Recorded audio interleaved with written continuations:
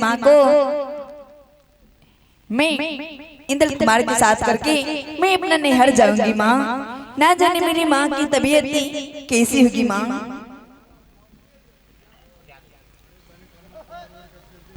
अब भैया सुन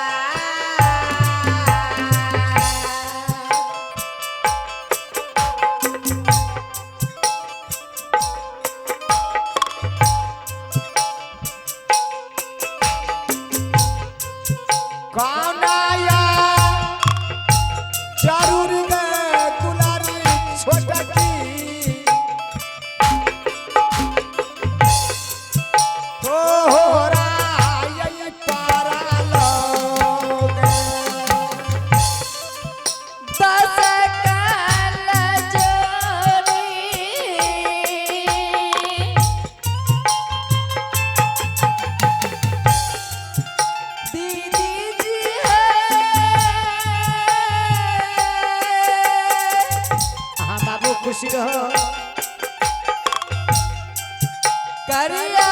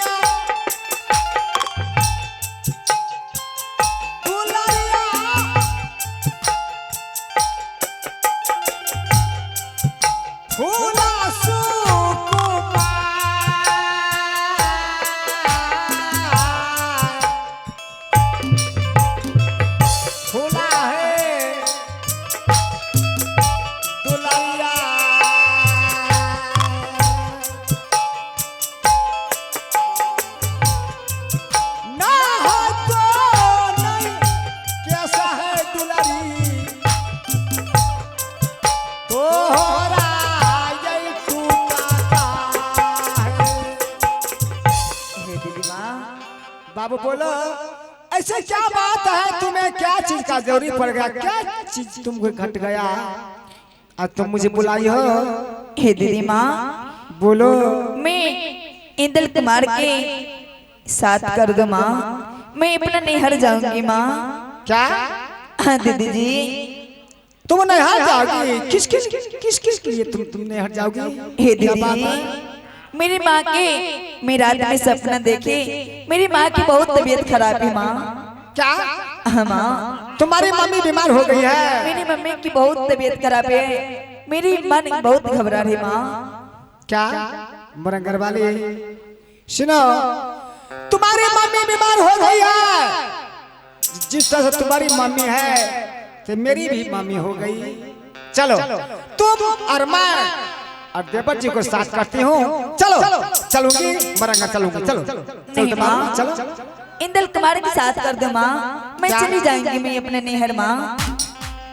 तो हाँ माँ इंद्र कुमार को तुम साथ करोगी? हाँ माँ और तुम मरंगर जाओगी और मैं नहीं जाऊंगी, देवर जी नहीं जाएंगे।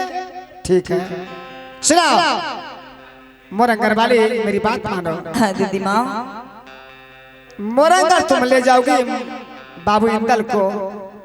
इंदल कुमार देखने में बहुत अच्छी सुंदर है। जादू मैं जितना जानती हूँ हमसे बढ़कर के जादू का खेती वहां पर चल रहा है। देखने में अति सुंदर है बेटा इंदल, कुछ भी हो जाएगा। किस तुम कहने के लिए आओगी मोरंगर से, मत ले जाओ बाबू। माँ मैं आज भी जाएंगी, मैं अपने माँ की भेंट करके मैं बस लौट के चली आएंगी माँ। बाबू मैं हाथ जोड़ती हूँ। नहीं नहीं माँ, इंदल कुमार को मत ले जाओ, हाथ मैं जोड़ती हूँ। हे माँ एक रोज का लेकिन छुट्टी दे के माँ अब बस भेज दो माँ। आय किया ना बुझै छा दुलरिया है सोनमा के बा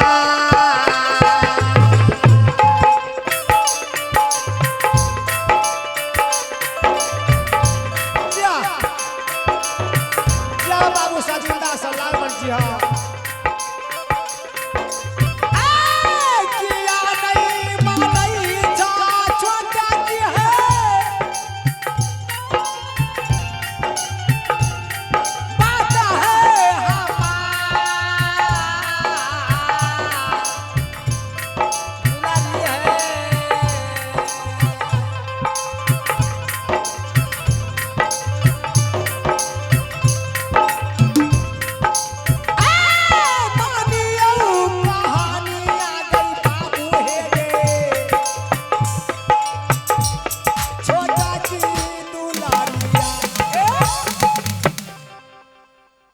मत ले जाओ मोरंगर मजा लग ले बेटा इंदल को कभी दूंगी।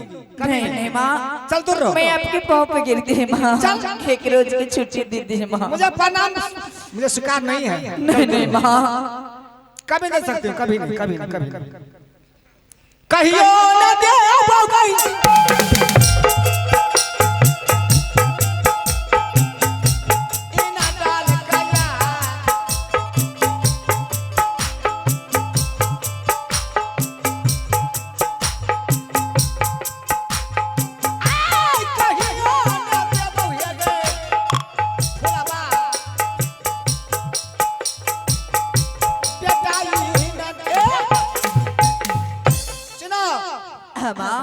ये बात मैं जानती हूँ।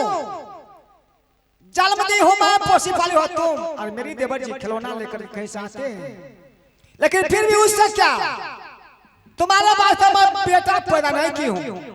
तुम्हें शौक लगाया बेटा लेकर के मैं मोरंगर जाऊंगी। अपना तो बेटा पैदा कर लो, पैदा कर लो, पैदा कर लो, उसके बाद तुम जाओ मोरंगर। सुनो तुम क्या जानोगी बेटा बेटी का तंग कैसे पैदा किया जाता है, कैसे पोसा पला जाता है, बेटा बेटी क्या चीज होता है संसार में। तुम तो बधिनिया हो, बधिनिया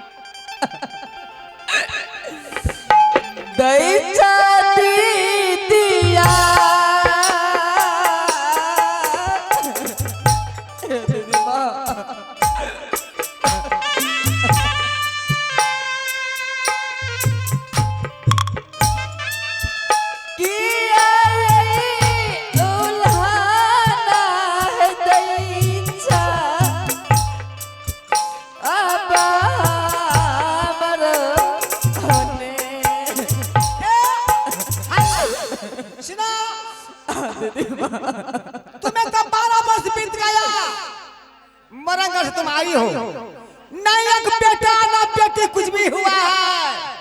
सारे संसार का आदमी तुम बझिया बझिया, तुम्हें तुम्हारे कोई मुंह देखने नहीं चाहते। बझिया बझिया बझिया बझिया, जाओ जाओ सारे बात में देवर से कह देना, मुझे कम नहीं है, कम नहीं है,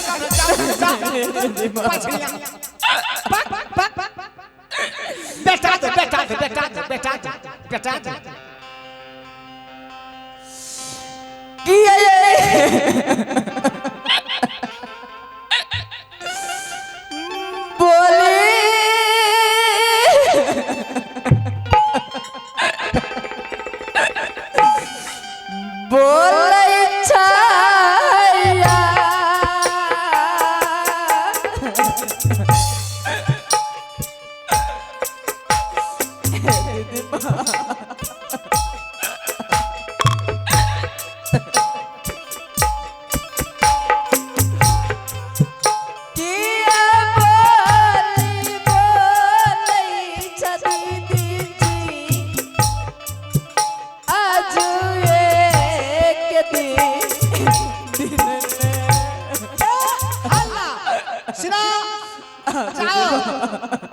सारा बात मेरी दमन से कह देना।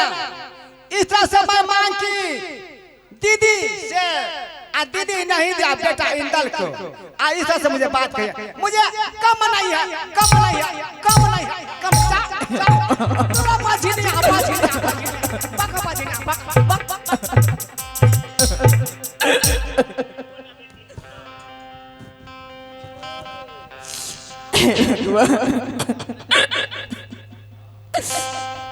ना जाने आज मेरी दीदी माँ ने क्या मुझकी बोल की तरह कथी के झगड़ा रे हमारे भैंस तो होत रे दुओटा के जना बनेनी नहीं कोनो न कोनो झगड़ा झंझट की बेले रानी जी ये अखनी हल्ला हैत रे अगना में